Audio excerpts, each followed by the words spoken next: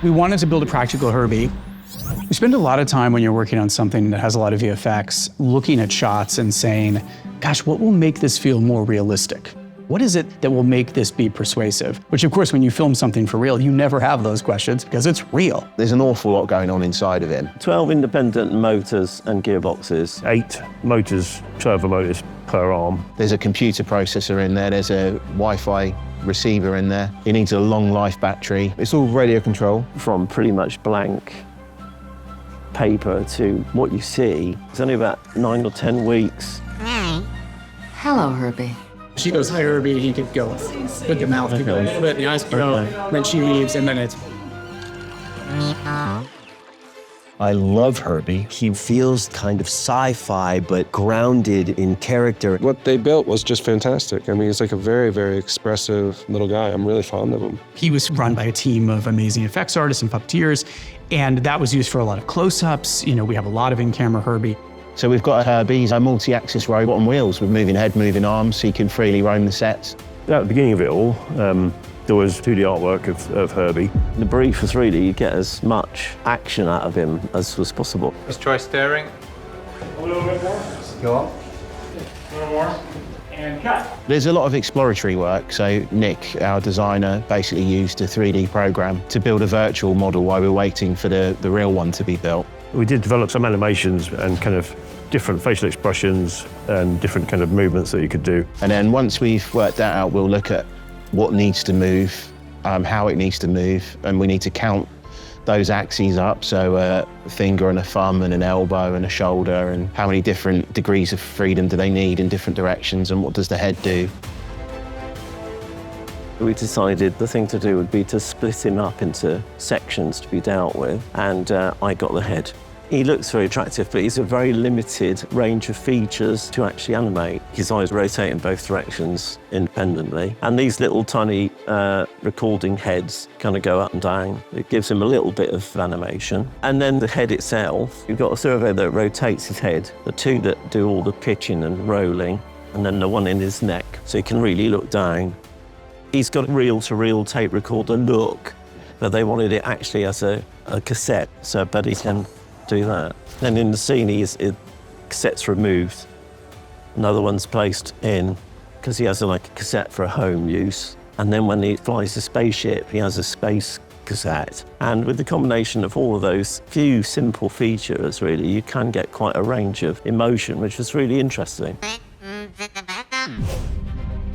The arms and the grippers, that became my thing.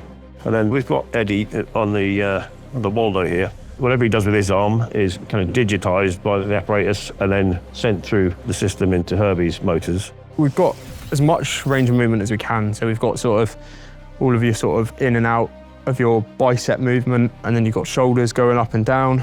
You've got your wrists. It basically can do as much as an arm can do, which is quite nice when it's moving around and you're interacting with objects and props and the actors. And then I'm controlling the grippers separately. Walk on it. Thanks, buddy. My responsibilities on set are the driving of the radio control base and the body lean.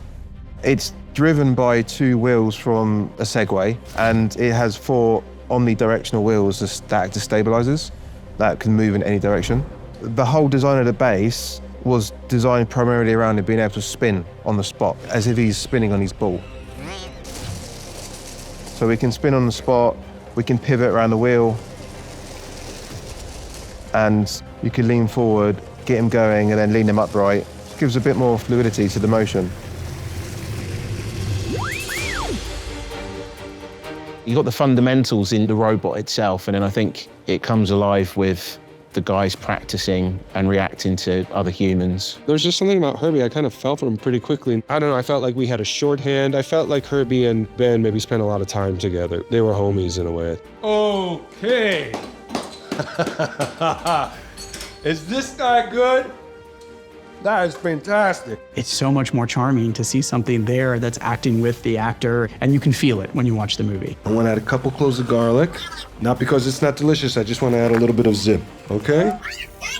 This special effects robot was best used in limited places because moving it around required a team of many, many people. And so we brought in Jack, who's our puppeteer, And that was really, really helpful, especially when we had to be covering wide, terrain in the lab. My laboratory felt like it was as long as a football field. I'm just going back and forth, and poor Herbie's like following me around. Jack was so tuned in as a kind of scene partner and reacting to everything that you were doing and doing little whistles and stuff like that.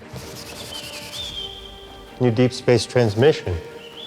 I'm very indebted to him. 215, what 215? I don't have any meetings today. So on this puppet, we've got an articulated head, so I can give focus to whatever it is in the scene that he's interested in. And then also the body is articulated, so we can get some really lovely sort of cute movements with the setup we've got here. And then also wear the grey suit so that the VFX team can paint me out in post-production. Quite right, Herbie. He's developed his own personality. I think we all kind of enjoy operating him. It really is a dance for us. We have to react to what the director's asking for and what the actor's doing around us. And through practice, we've kind of got to like a symbiotic relationship, really. Together, they're the unbeatable team. I just think people also respect how clever he is and clever the guys are that have, put him together, and he brings joy to a lot of people when he goes on set. I'm proud of you. You did good. Team, feedback at the